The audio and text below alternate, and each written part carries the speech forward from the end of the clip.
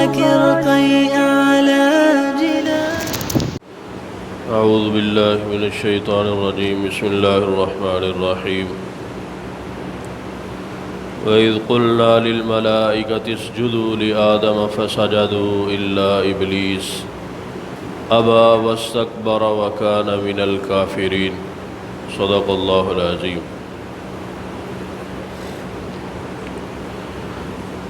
گزشتہ آیات کے اندر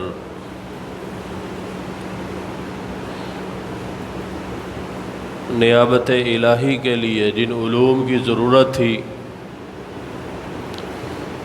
وہ بتلایا گیا کہ حضرت آدم علیہ السلام کے اندر وہ تمام علوم بدرجہ اتم موجود ہیں جن کی بنا پر اللہ رب العزت نے حضرت آدم علیہ السلام کو اپنا نائب بنایا. تو یہاں سے اللہ رب العزت انسان کو مخاطب کر کے کہہ رہے ہیں کہ میرا وہ احسان بھی یاد کرو کہ جب میں نے ان کو اپنا نائب بنایا تو اس کے بعد ان کی عظمت و تکریم کے لیے فرشتوں کو سجدہ تعظیم کرنے کا حکم دیا کہ وہ تمہارے باپ آدم کو سجدہ کرے. تو لہذا تم میرے اس احسان کو یاد کر کے میری تابع داری کرو اور میرے مطیع بنو اور میرے فرما بردار بنو. سجدہ کا لغوی معنی ہے سر جھکانا اور عاجزی اور فرما برداری کرنا، اور شریعت کی اصطلاح میں سجدہ کہتے ہیں کہ اپنی پیشانی کو زمین پر ٹیکنا. تو شریعت محمدیہ صلی اللہ علیہ وآلہ وسلم میں سجدہ صرف اللہ رب العزت کی ذات کے ساتھ خاص ہے. اللہ تعالیٰ کے علاوہ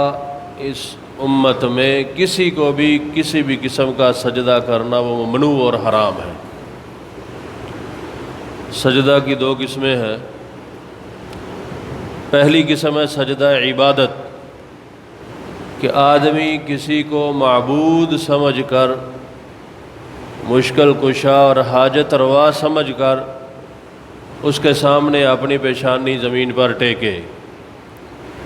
یہ سجدہ صرف اور صرف ہر امت میں، سابقہ امتوں میں بھی اور اس امت میں بھی یہ سجدہ صرف اور صرف اللہ رب العزت کی ذات کے ساتھ خاص ہے. اس کے علاوہ انسان کسی کو بھی سجدہ عبادت کرے گا تو انسان دائرہ اسلام سے خارج ہو جائے گا اور وہ مشرک قرار پائے گا،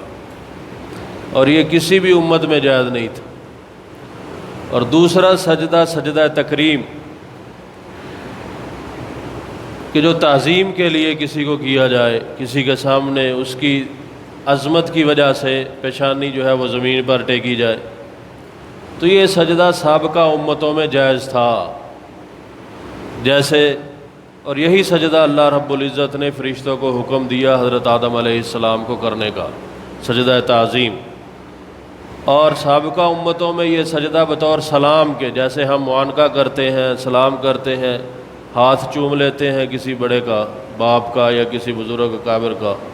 تو یہ سجدہ تعظیم پہلی امتوں میں سلام کے طور پر ہوتا تھا. جیسے حضرت یوسف علیہ السلام کے بھائیوں نے حضرت یوسف علیہ السلام کو سجدہ کیا، اور یہ پہلی امتوں میں جائز تھا. شریعت محمدیہ صلی اللہ علیہ وسلم میں یہ سجدہ بھی حرام اور ممنوع ہے، اور اس پر احادیث متواترہ موجود ہے، حدیث صحیحہ. جیسا کہ مثال کے طور پر میں ایک حدیث پیش کرتا ہوں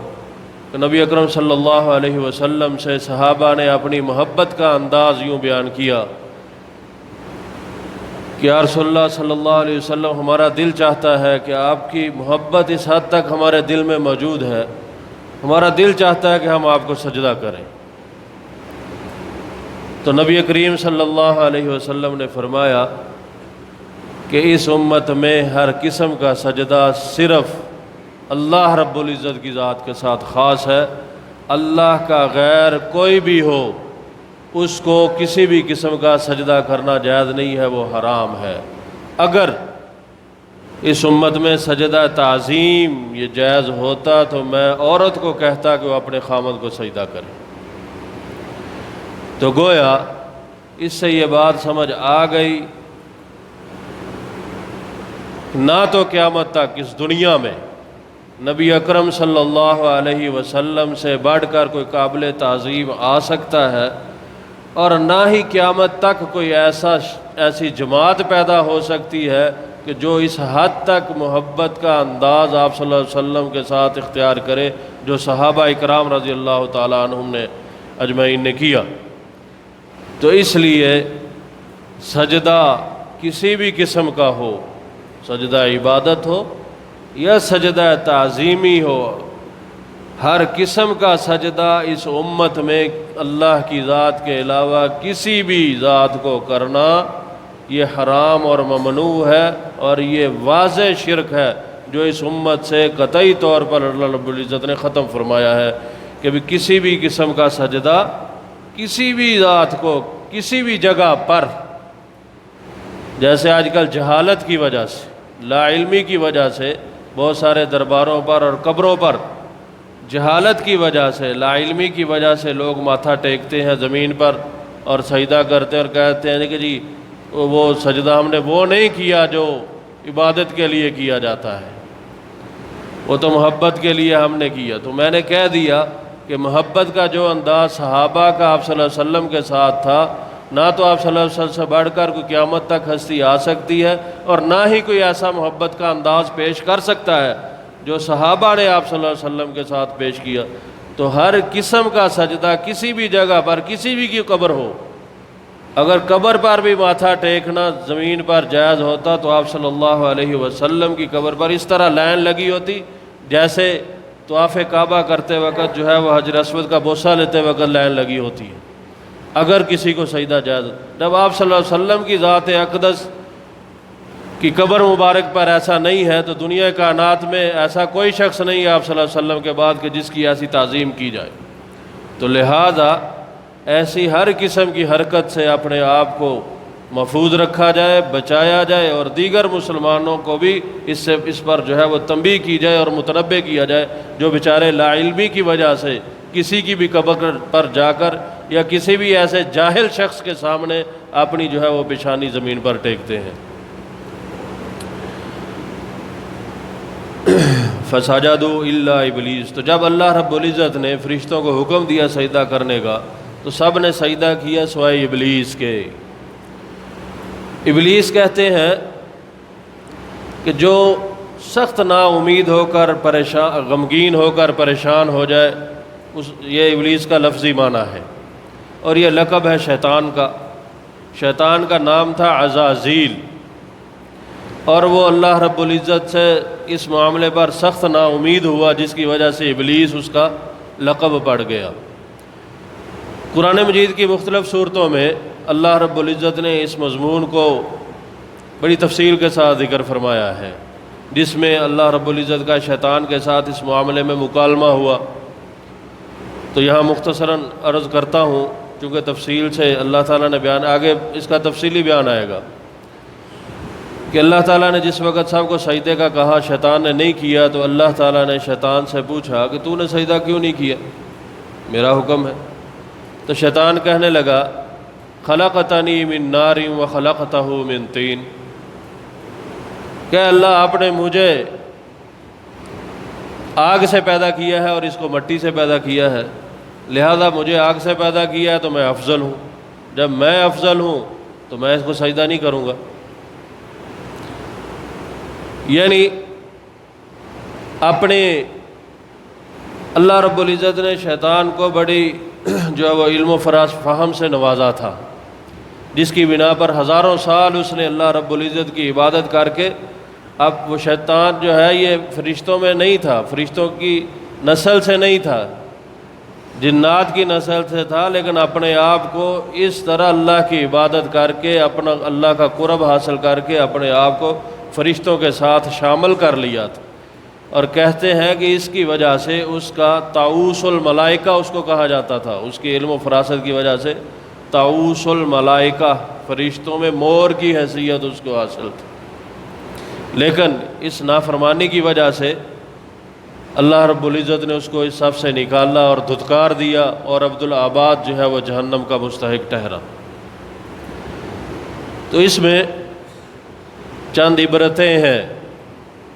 شیطان کے اس انکار کرنے میں چند عبرتیں ہیں۔ پہلی، تکبر، کبھی بھی زندگی میں تکبر نہیں کرنا، کبھی بھی زندگی میں تکبر نہیں کرنا، خواہ باطنی تکبر ہی کیوں نہ ہو، یعنی ظاہراً تو انسان